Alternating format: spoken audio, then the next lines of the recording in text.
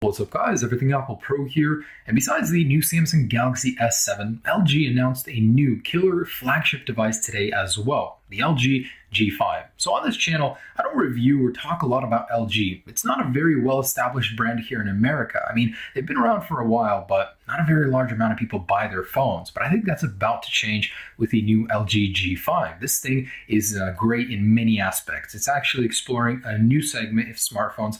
Not a lot of companies do this, modules. So you can interchange and change modules in the LG G5 to achieve different functions. And I'll get into that later with this video. And in this video, I wanted to talk about how it compares to the iPhone 6s. So the reason I'm comparing it to a 6s, not a 6s Plus, is because the 6s is more closely related to it. The LG G5 actually shrinks the screen size from 5.5 to 5.3 inches, meaning it no longer competes well with the iPhone 6s Plus, but more or less for me, I see it as a direct competitor of the iPhone 6s. Now, while the LG G5 may not be as impressive as the Samsung Galaxy S7 or S7 Edge, it still has a lot of perks, and it's actually closer in similarity to the iPhone 6s than it is to the Galaxy, and I'll tell you why. So, build-in materials. The LG G5 is actually LG's first flagship phone to feature a unibody aluminum shell. Now, this makes wireless charging impossible for the LG G5, which is a drawback, but the new design is actually quite nice. I'm actually 50-50 on it. I do like it.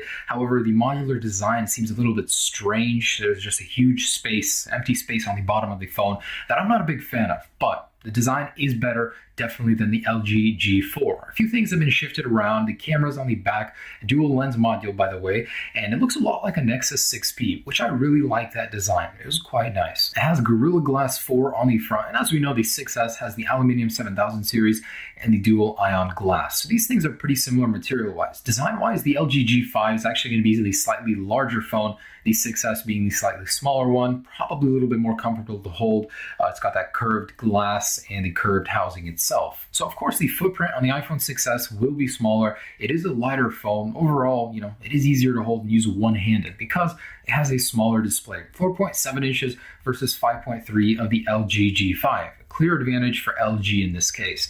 Now, both displays are actually IPS LCD, meaning that we don't have OLED here. So IPS LCD standard on both of these guys. The only difference is the resolution and size. The iPhone is slightly smaller, lower pixel density, of course, which is a drawback, but when we actually have these panels and we'll test the video on them, we'll see which one is superior in terms of quality and color. Now, technology that's unique to each of these, always on technology with the LG G5. So LG says that this technology doesn't necessarily mean worse battery life. On Android, when you have an OLED display and have this tech, you can individually light up the pixels. Not so on an LCD, meaning the entire LCD must be lit up in order to use this technology. But LG says that 0.8% will be drawn for this feature per hour on a fully charged phone. So that's not so bad if you want to have an always-on available display. For the iPhone, you have 3D Touch tech, which is a pressure-sensitive display. We all know it. We all know what it is. So it's nothing really we need. You absolutely need in a phone, but it's nice to have, and with time, the features are developing for it. So the LG G5 is literally a clone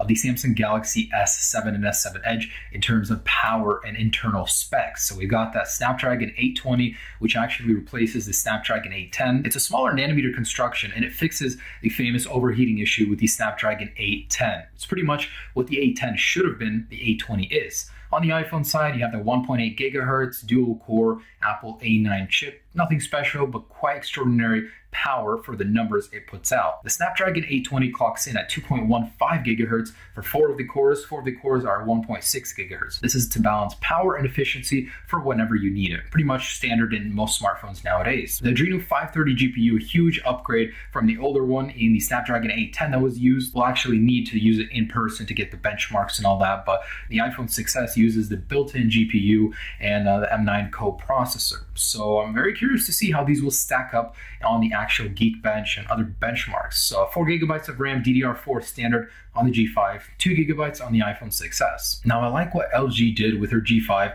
in terms of storage. So they only have one storage option, and that's 32 gigabyte.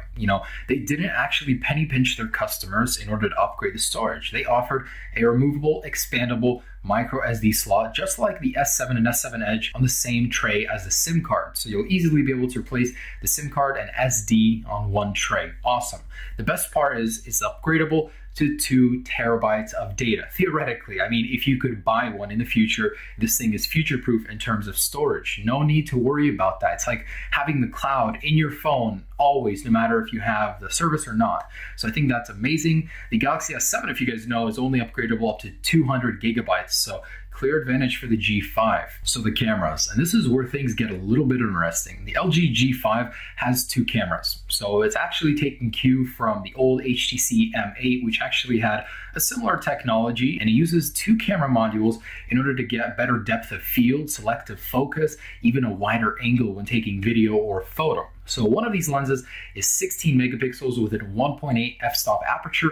The other is an 8 megapixel with a 2.4 f-stop aperture. So combined, this equals a very capable shooter, probably something that rivals the Galaxy S7 possibly, although on paper, it's looking quite good. A lot more impressive than the S6. 2.2 f-stops aperture, nothing too impressive, but it's actually a very capable camera. I loved it in my video comparison test. I think it's a very capable one, but the LG G5 has laser autofocus versus focus pixels, so I don't know. We'll have to test them out to see how they compare. The G5 does have optical image stabilization, so something the 6S doesn't have. You got to go to a 6S Plus in order to get that feature. But when you do have it, it's quite nice. As for video capability, pretty similar here. However, the iPhone 6S can do 1080p at 120 frames per second, 60 frames per second on the G5, and we don't know the slow motion capability. It just says it has slow motion.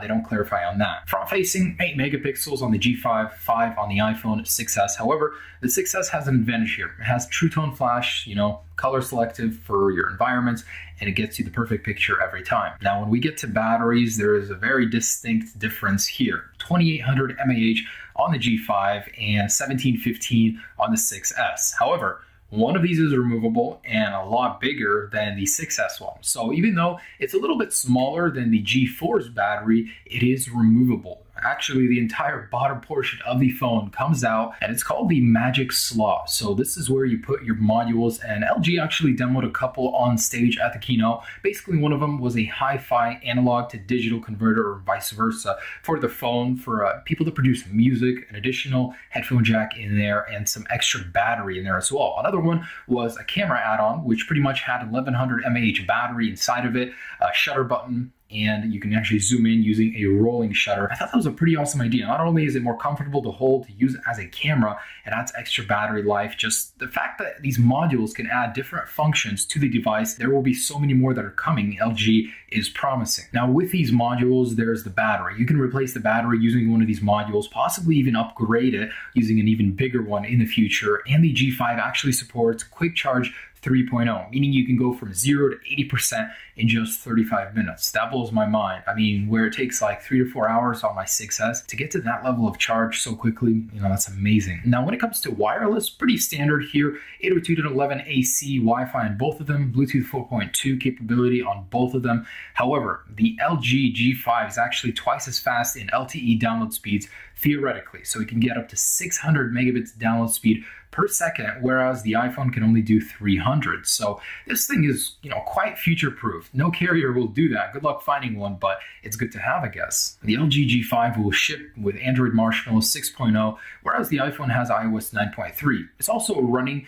a custom skin from LG, simplified, less color, more flat of a design. So that's that. iPhone has their own interface, that's your personal opinion, so I'm not going to go there, but it definitely does not run a stock version of Android. LG is keeping it quiet on the price, but it's expected to start at about $600 for the 32 gigabyte option. And, depending on where you are, what carrier you're buying it from, it might be different, but buying it unlocked, it's expected to be $600, which is a very, very fair price considering the iPhone starts at $650. Quite a difference there, but it might be from 600 to 800, who knows, but rumor has it 600 right now. They're only saying that it's releasing in April. We know that the S7 can get pre-ordered as soon as February 23rd, but this one's gonna have to wait a little bit longer. I'm very curious to test the LG G5 against the S7. They're running the exact same hardware. Who knows which interface, TouchWiz or this LG one, which will run better and get a better result. I'm very curious to see. As for colors, dark gray, pink, silver, and gold for the G5, and of course the standard colors for the 6S. And that's just about it. The LG G5 has a very bright future. You know, they did something bold, modules. We've had talks for so long about the Motorola phone, the Aura project, and, you know, nothing's ever come of it. You know, interchangeable modules on the phone.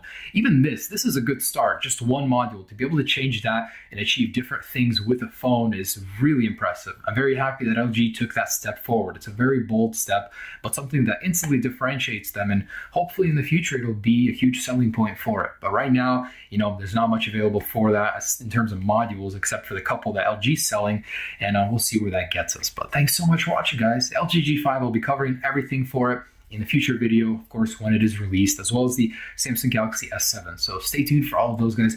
Have a great day. Peace.